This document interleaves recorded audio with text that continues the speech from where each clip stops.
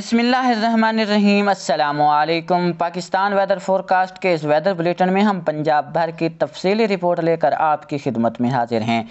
14، 15 اور 16 اپریل کو پنجاب کے تمام علاقوں میں بارش کے امکانات موجود ہیں۔ اگلے 24 گھنٹوں کے دوران بھی خطہ پوٹھوار اور وسطی و بلئی پنجاب کے مختلف علاقوں کے ساتھ ساتھ شمال مشرقی پنجاب کے علاقوں میں بھی بارش دیکھنے کو ملے گی، جبکہ جنوبی علاقوں میں زیادہ تر مقامات پر بادل دیکھنے کو ملیں گے، لیکن کسی اچھی بارش کا امکان موجود نہیں ہے۔ کل دوپہر کے بعد ان علاقوں میں کچھ اچھی ایکٹیویٹی دیکھنے کو مل سکتی ہے، جس میں رحیم یار خان اور بہاولپور کے جو چولستان کے علاقے ہیں ان علاقوں میں امکان موجود رہے گا۔ 15 اور 16 اپریل کو پنجاب کے اکثر علاقوں میں آندھی گرج چمک کے ساتھ کہیں ہلکی، کہیں درمیانی اور کہیں تیز بارش کا امکان موجود ہے۔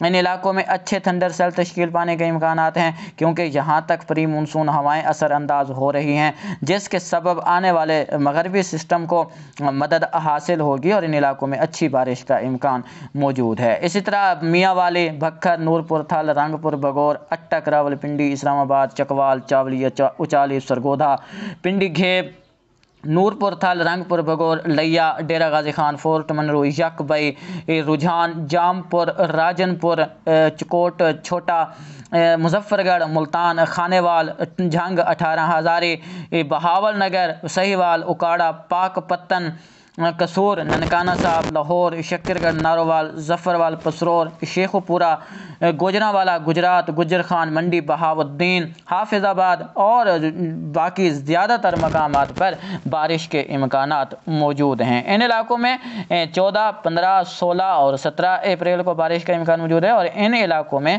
15 اور 16 اپریل کو بارش کے زیادہ امکانات ہوں گے۔ کل بھی ان علاقوں میں بادل دیکھنے کو ملیں گے۔ 14 تاریخ کو بھی بادل دیکھنے کو ملتے رہیں گے۔ یہاں پر ایکٹیویٹی اچھی ہو سکتی ہے۔ کوئی سلمان کے مشرقی علاقوں میں، جس میں لیا اور ڈیرہ غازی خان کے علاقے ہیں، ان علاقوں میں اچھی ڈیولپمنٹ سے لیا، ڈیرہ غازی خان اور مظفر گڑھ، راجن پور کے چند ایک علاقوں میں آندھی کے ساتھ کہیں کہیں بارش بھی دیکھنے کو مل سکتی ہے۔ اس دوران ژالہ باری کے امکانات موجود رہیں گے۔